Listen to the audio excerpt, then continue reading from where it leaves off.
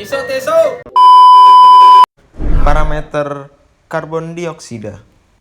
Halo guys, bukan kali ini ada tabung Erlenmeyer, kemudian ada air sampel. Untuk langkah selanjutnya yaitu kita masukkan 50 ml air sampel ke dalam tabung Erlenmeyer. Ya, jadi dikira-kira aja ya teman-teman buat 50 ml-nya karena keterbatasan alat, jadi ya dikira-kira aja, oke.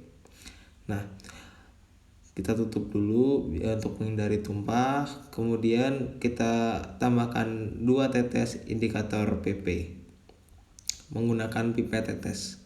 Kita ambil dulu indikator PP dan kita tambahkan 2 tetes. Oke, setelah itu kita tutup lagi menghindari untuk tumpah.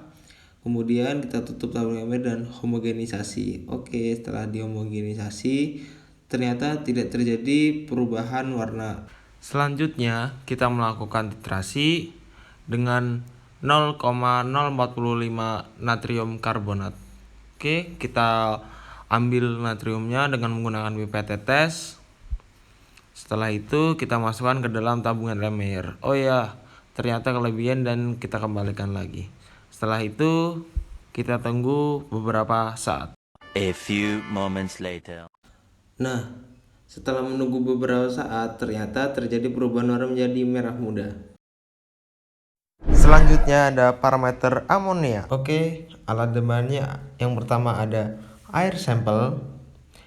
Kemudian ada tabung Erlenmeyer. Langkah pertama yaitu kita buka tabung Erlenmeyer, kemudian masukkan 25 ml air sampel menggunakan pipet tetes. Oke, kita masukkan. Banyak-banyak istighfar aja deh. Pokoknya masukin 25 ml menggunakan pipet tetes, tapi tetap sabar guys. Setelah dikira-kira 25 ml, kemudian terlebih dahulu kita tutup air sampelnya untuk menghindari tumpah dan kita tambahkan 1 ml larutan fenol. Oke, kita tambahkan dulu. Kita ambil larutan fenolnya menggunakan pipet tetes dan dimasukkan ke dalam tabung Erlenmeyer. Oke, sekiranya cukup. Kemudian kita tutup untuk menghindari tumpah lagi. Setelah itu kita homogenisasikan. Setelah dirasa cukup, kemudian kita tambahkan 1 ml natrium nitrofluorid. Oke, kita buka tutupnya dan ambil pipet. Kita ambil cairan natrium nitrofluoridnya dan dimasukkan ke dalam tabung Erlenmeyer. Oke, setelah dirasa cukup 1 ml, kita tutup. Setelah itu kita homogenisasikan kembali. Oke, setelah dihomogenisasikan kita tutup. Oh ya, maaf guys. Kita lapisi dulu. Sebelum ditutup kita lapisi dulu menggunakan plastik.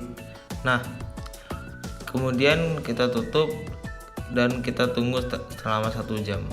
Oke, setelah 1 jam ternyata terjadi perubahan warna. Lalu masukkan ke dalam kuvet pada alat spektrofotometer. Oke, selanjutnya ada alkalinitas. Halo guys. Alat digunakan pertama ada tabung Erlenmeyer tentunya. Yang kedua air sampel. Yang ketiga ada larutan MO. Kemudian ada asam klorida atau HCl. Yang terakhir ada indikator PP. Oke, langkah yang pertama yaitu kita buka terlebih dahulu tabung Erlenmeyer dan masukkan sekitar 50 ml air sampel ke dalam tabung Erlenmeyer. Oke, dikira-kira saja ya guys, sekitar 50 ml. Kita tutup untuk menghindari tumpah. Kemudian langkah selanjutnya adalah menambahkan 2 tetes indikator PP menggunakan pipet tetes. 2 ya, 2. Oke, 2. Oke, setelah dirasa cukup kita tutup botol indikator PP-nya, kemudian kita homogenkan. Nah, bila terjadi perubahan warna, kita lanjutkan titrasi menggunakan 0,025 unit HCl. Oke, kita ambil larutannya menggunakan pipet tetes hingga warna merah mudanya itu hilang, lenyap. Oke, kita tutup tentu saja untuk menghindari tumpah, kemudian kita homogenisasikan lagi. Oke, ternyata warna merah mudanya hilang. Oh iya guys, jangan lupa catat jumlah HCl yang digunakan dan masukkan ke dalam rumus. Oke. Nah, seperti inilah hasilnya. Oh iya, hampir lupa, ada larutan emo yang tidak digunakan karena warna merah mudanya telah hilang. Nah, selanjutnya ada oksigen terlarut. Halo guys. Nah, jadi di sini alat yang digunakan yaitu yang pertama ada air sampel, kemudian tabung Erlenmeyer, kemudian larutan NaOH dalam kaidah internasional, kemudian ada MnSO4, kemudian ada H2SO4, selanjutnya ada Na2S2O3, nah yang terakhir ada amilum. Oke, langkah yang pertama yaitu masukkan air sampel ke dalam tabung Erlenmeyer kira-kira 125 ml. Oke, kita masukkan ya guys, hati-hati, pelan-pelan biar nggak tumpah. Oke, selanjutnya kita tutup lagi wadah air sampelnya agar tidak tumpah. Selanjutnya kita tambahkan NaOH ke dalam tabung Erlenmeyer sebanyak 1 ml. Oke, kita tambahkan menggunakan pipet tetes. Selanjutnya kita tutup lagi larutannya agar tidak tumpah. Nah, kemudian kita homogenisasi dan selanjutnya kita tambahkan MnSO4 sebanyak 1 ml juga. Sama ya guys, jadi antara penambahan NaOH dalam kaidah internasional dan MnSO4. Selanjutnya tutup seperti biasa, kemudian kita tutup botol BOD-nya. Oke, kita homogenisasi hingga larutan mengendap. Nah, ternyata sudah terlihat larutannya. Oke, kemudian kita tambahkan H2SO4 sebanyak 1 ml. Oke, kita ambil larutannya menggunakan pipet tetes dan kita masukkan. Oh, lupa buka dulu tutupnya. Oke, kita masukkan, kemudian kita tutup lagi botolnya agar tidak tumpah. Kemudian kita tutup juga botol BOD-nya, kita homogenisasikan sampai larutannya berwarna kuning. Nah, setelah dikocok ternyata keluar warna kuningnya dan juga ada endapannya ya guys. Nah, selanjutnya kita pindahkan antara botol BOD, kita ambil larutannya saja. Nah, setelah dipindah seperti ini. Oke, yang botol BOD kosong saya taruh bawah saja. Oke, selanjutnya kita tambahkan Na2S2O3 sebanyak 0,025 N. Kita tambahkan ya guys, dikit saja. Oke, setelah dirasa cukup, kita tutup lagi botol BOD-nya, juga botol Na2S2O3-nya. Setelah itu kita kocok lagi. Oh, ternyata terjadi perubahan warna kuning lebih muda. Oke, selanjutnya kita tambahkan amilum sebanyak 2 tetes.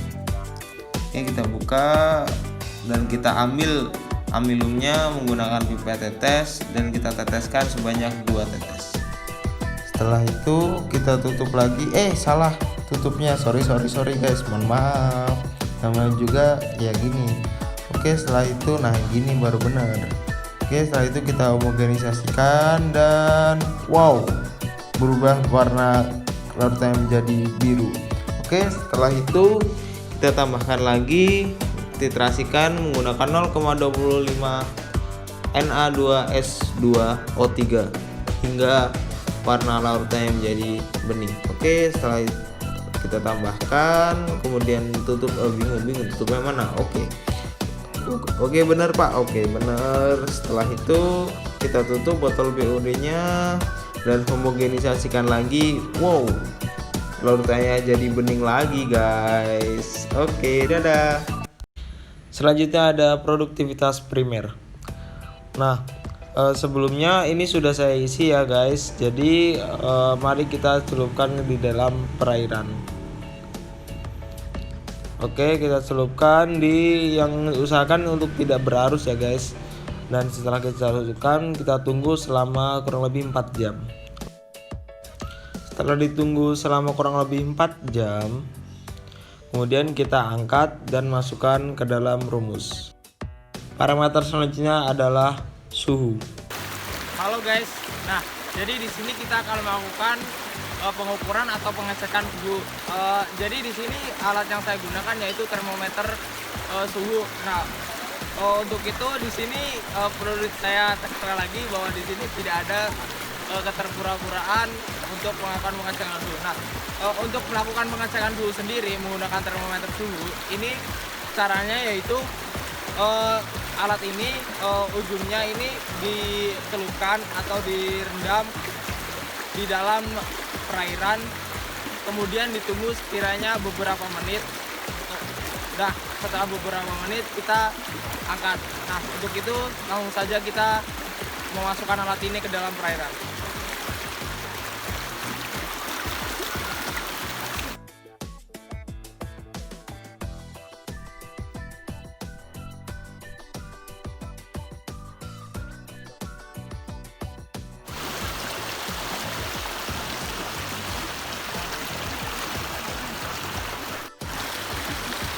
Nah setelah kita diamkan beberapa menit di dalam perairan, kemudian kita angkat dan kita cek suhunya berapa. Oke, mari kita angkat. Nah teman-teman, di sini terlihat bahwa suhunya itu berkisar sekitar 30 derajat Celcius. Oke, terima kasih teman-teman. Dan yang terakhir ada pH atau derajat keasaman. Halo teman-teman, jadi selanjutnya kita akan melakukan pengukuran atau pengecekan pH indikator atau derajat keasaman daripada perairan. Nah, yang alat yang saya gunakan di sini ada pH paper dan juga gelas yang nantinya digunakan untuk mengambil sampel air, terus kemudian kita celupkan ke dalam pH paper dan kita cek berapa pH-nya, berapa pH-nya. Oke, langsung saja kita mengisi wadah ini dengan air.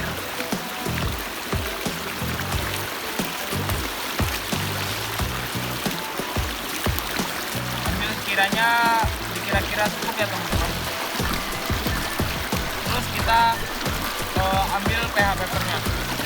Nah setelah kita ambil pH papernya, kemudian kita celupkan dan kita diamkan beberapa saat untuk menentukan ini bereaksi. Nah setelah kita melakukan pencelupan, kemudian kita cocokkan yang ada di indikator ini teman-teman. Mari kita cari kecocokannya yang sekiranya cocok. Nah ini bisa dilihat teman-teman bahwa pH-nya 7 atau yang berarti netral.